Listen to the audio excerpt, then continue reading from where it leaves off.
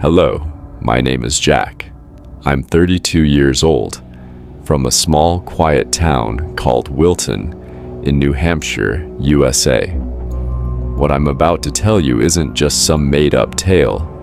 It's something I lived through, something that still makes my skin crawl and gives me the feeling that someone's watching me from behind. If you're looking for a real horror story, sit down and listen, because this is one of those things that'll stick with you for life. It all goes back to the fall of 2018. I'd just gotten out of a bad relationship and wasn't in the mood for anyone's company. I decided to get away from town for a while and head to my grandfather's old cabin in the woods outside Wilton. The cabin was ancient, made of wood, with a stone fireplace and small windows that always felt like someone was peering through them. My grandfather had passed away years ago, and the place was pretty much abandoned, but I needed somewhere quiet to pull myself together. The first night I got there, it was cold, and the wind was howling. The forest around the cabin was full of tall pine trees, their branches swaying in the wind like they were whispering to each other. I unpacked my bag, lit a fire in the fireplace, and tried to settle in. But there was this weird feeling, like the cabin was too quiet. No birds, no animals, just the howling wind and the crackling of the fire. I told myself, Jack, you're just tired. It's nothing.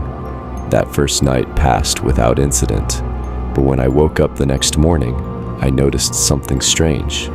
The front door, which I'd locked, was slightly ajar, not wide open, just a small gap.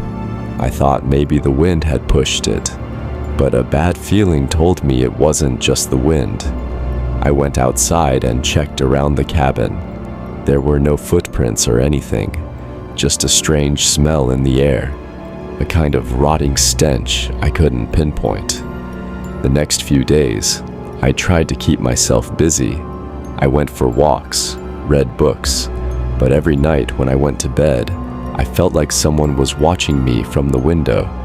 One night, around 2 a.m., I woke up to a loud noise. It sounded like someone was scratching the wooden wall with their nails. Scrape, scrape, scrape. My heart was pounding. I grabbed my flashlight and checked the window. Nothing but the pitch-black forest. But when I turned back, I saw deep scratch marks on the wall next to my bed, like something with claws had carved them. Now I was starting to get scared. I called an old neighbor who lived a few miles away, a guy named Mr. Harvey, a 70-something-year-old man who'd grown up in the area. When I told him what was happening, his voice changed. He said, Jack, that cabin, it doesn't have a good reputation. Before your grandfather bought it, a family lived there. Back in 1963, they all vanished one night. Never found them. People said the forest around there, it's alive.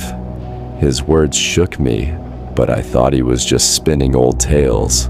Still, I decided to set up an old hunting camera I found in the cabin and record at night. The next night, I turned the camera on and pointed it at the window. I couldn't sleep, waiting for any sound. When I checked the footage the next morning, what I saw still stops my breath when I think about it. At around 3:45 a.m., in the video, a tall, thin shadow passed by the window. Not like a person, not like an animal. It moved unnaturally, like its body was dragging across the ground. Worse, the camera picked up a faint sound, a kind of whispering, like multiple voices murmuring something I couldn't make out. But one word came through clearly. Jack. That was it. I decided to leave. I couldn't stay there anymore. I packed my bag and headed out that same evening. As I was driving down the dirt road through the forest, I glanced in the rear-view mirror. I swear I saw something in the darkness behind my car. A tall shape with long, dangling arms, like it was following me. I floored it and drove straight to town without stopping. Now, as I'm telling you this, years have passed, but I still feel like whatever that thing was, it knows me somehow.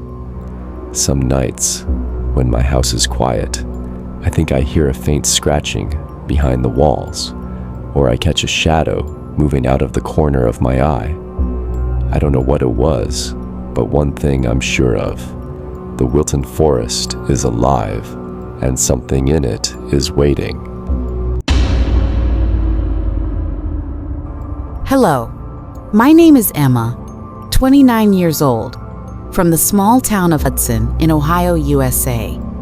What I'm about to tell you was a real nightmare that still feels like something clawing at my chest whenever I think about it. This is the kind of story that keeps your eyes wide open at night, as if an invisible presence is always one step behind you. If you're ready to hear a truly terrifying tale, brace yourself, because this one will shake you to your core. It all started in the summer of 2019. I was working at an advertising agency, and the stress was driving me crazy. One day, I decided to take some time off and rent a rural house near Lake Erie. The place I found was an old mansion with stone walls and high ceilings. The landlord, an elderly woman named Mrs. Claire, told me it once belonged to a wealthy family in the early 20th century, but now it was just her and the occasional renter. It felt perfect, quiet, and secluded. The first night I arrived, the air was warm, but a cool breeze came off the lake. The house was massive, filled with antique furniture and faded paintings. The large windows opened to the forest, and at night, all you could hear were crickets and the gentle waves of the lake. I sat on the porch with a glass of wine, but for some reason, there was a heavy feeling in the air. It was like the house was watching me. The next morning, while exploring, I found an old wooden door in the basement. It was locked, but there was a rusty key on the ledge. Curiosity got the better of me, so I opened it. Behind it was a narrow staircase leading to an underground room. The air smelled of damp earth, and the walls were covered in strange scratches, like someone had clawed at them. There was also a tattered notebook. I opened it and found handwritten pages by a woman named Elizabeth, who apparently lived in the house in 1910. She wrote, "It's here. I hear it every night. It's footsteps on the ceiling. It's calling my name." At first, I thought it was a prank, but my heart raced. That same night, while cooking dinner, I heard a tap, tap, tap from upstairs. It sounded like someone walking. I figured it was the wind, but when I checked, there was nothing. For a split second, I thought I saw a shadow move out of the corner of my eye. I told myself, "Emma, you're just imagining things." But the next few nights got worse. Every night, around 3 a.m., I'd wake up to the sound of heavy footsteps. Thud, thud, thud, like someone in muddy boots was pacing the house. One night, I couldn't take it anymore. I grabbed a kitchen knife and went upstairs. No one was there, but when I came back down, the kitchen floor was covered in muddy footprints. My heart was in my throat. I checked my shoes. They were dry. Those prints weren't mine. I was terrified now. I called Mrs. Claire and asked about the house. Her voice trembled as she said, "Emma, you shouldn't have stayed there. That house, it's cursed." Elizabeth, the woman who lived there, killed her husband and then hanged herself in the basement. People say her spirit's still in the house, looking for someone to take her place. Her words hit me like a punch. That night, I decided to leave. But before I could pack my bags, the power went out. The house was pitch black. All I could hear was my own breathing and something else. A faint whisper, like a woman's voice. "Emma, stay." Then I felt a cold hand on my shoulder. I screamed and ran for the door. I swear, as I opened it, I saw a woman in the hallway mirror, behind matted white dress, black eyes. I floored it back to town. When I called the landlord to say I wasn't coming back, she said, "That's strange, because you were the only tenant this week. Even now, I still dream of that woman. Some nights, when I'm alone, I feel like I hear a whisper calling my name. I don't know what it was, but I'm certain that house wasn't just a house. Something in it is alive, and it's still looking for me." Hello, my name is Liam, 34 years old, from a quiet corner of Montrose, Colorado, USA. What I'm going to share is the worst experience of my life, something so real that even now, when I think about it, it feels like an icy hand is squeezing my heart. This is the kind of story that makes you feel like someone's breathing in the darkness when you're alone. If you're looking for a long, chilling tale, sit down, because this one will sink deep into your soul. It all started in the winter of 2017. I was working for a construction company and had just been laid off. I was in a bad place mentally and needed to get away from everything and everyone. A friend told me about an old cabin for rent in the San Juan Mountains near Montrose. It was cheap and remote, exactly what I wanted. The owner, a middle-aged guy named Tom, told me the cabin belonged to an old miner who lived there in the late 1800s. He said, "It's quiet, but it's kinda eerie. You sure you can handle it?" I laughed and said, "I'm not scared of anything. I wish I'd known what I was getting myself into." When I arrived, the cabin sat in a narrow valley, surrounded by towering cliffs and pine trees that seemed to stretch to the sky. The cabin itself was wooden, with a big fireplace and tiny windows that barely let in any light. The air was freezing, and snow blanketed everything.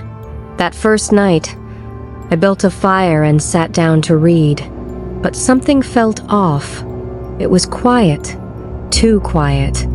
No wind, no animals, just absolute silence. It was like the cabin existed in another world. The next morning, when I woke up, I noticed something strange. There were footprints in the snow around the cabin. Deep prints, like someone had walked barefoot. Weirder still, the tracks came from the middle of the forest and stopped right at the cabin's door. There were no tracks leading away. My heart started racing. I thought maybe it was a hiker, but who walks barefoot in that cold? I called Tom. When I told him, he paused for a moment and then said, "Liam, you'd better not poke around too much. That area, it's got some weird stuff." I asked what he meant, but he just said, "Be careful." The next few days, I tried to keep busy. I gathered firewood, cooked meals, but every night I felt like someone was watching me from the windows. One night, around midnight, I heard a strange sound. It was like someone tapping on the glass with their finger. Tap, tap, tap, tap. I got up, grabbed my flashlight, and went to the window. Nothing was there, but when I shined the light on the glass for a split second, I saw a face. A pale face with sunken eyes and a mouth that seemed to be smiling. It was gone in an instant. I froze. I told myself, "Liam, you're tired. You're seeing things." But my heart was pounding out of my chest. The next day, I decided to set up an old hunting camera I found in the cabin. I placed it on a tripod facing the front door. That night, as I tried to sleep, I heard the tapping again. But this time, it was louder, like someone was pounding on the door with their fist. I didn't dare check. I just stayed under the blanket, praying for morning. When I checked the camera footage the next day, what I saw still ruins my sleep. At around 2:30 a.m., in the video, the cabin door creaked open slightly. No one was behind it, but a tall, thin shadow passed in front of the camera. It didn't move normally, it was like it was floating. Worse, the camera picked up a faint, whispering sound. A raspy noise like multiple voices murmuring together. I could only make out one clear sentence. "Liam, you're ours." The hair on my neck stood up. I knew this wasn't just my imagination anymore. I went to Tom and told him what I'd seen. His voice was full of fear. He said, "That cabin, it's cursed." The miner who lived there went mad one night and killed all the workers in the mine. Then he vanished. People say his spirit's still in that valley, hunting anyone who enters his territory. He told me that years ago, a young couple had stayed in the cabin. After a week, only the woman was found, wandering in the forest, insane and with eyes full of terror. Her husband was never seen again. That was it. I decided to leave. That same day, I packed my bags and got ready to go. But as I was gathering my things, a loud crash came from the basement. It sounded like something heavy had fallen. The basement was just a locked wooden door I'd never opened. With my heart in my throat, I went down. The door was wide open. A sickening, rotting smell hit me. I shined my flashlight inside. In the middle of the room was a pit I hadn't seen before. Next to it, an old cloth doll with button eyes was lying on the ground, staring right at me. For a moment, I felt a cold breath on the back of my neck. I spun around. No one was there. But then I heard a whisper, "Don't go." I ran to my car. As I drove out of the valley, I glanced in the rearview mirror. I swear I saw a tall, black figure standing in the middle of the road, with long, dangling arms that seemed to be pointing at me. I floored it and drove to town without stopping. When I called Tom to tell him I'd left the cabin, he said, "That's strange, because the basement door's been locked for years and the key's never been found." Now, as I'm telling you this, years have passed, but I still feel like whatever that thing was, it's somehow following me. Some nights, when my house is quiet, I think I hear a faint tapping at the window, or a shadow moves out of the corner of my eye. Once, while pulling clothes from my closet, I found that same cloth doll. I don't know how it got there. All I know is that valley, that cabin, and that thing, they're still waiting for me.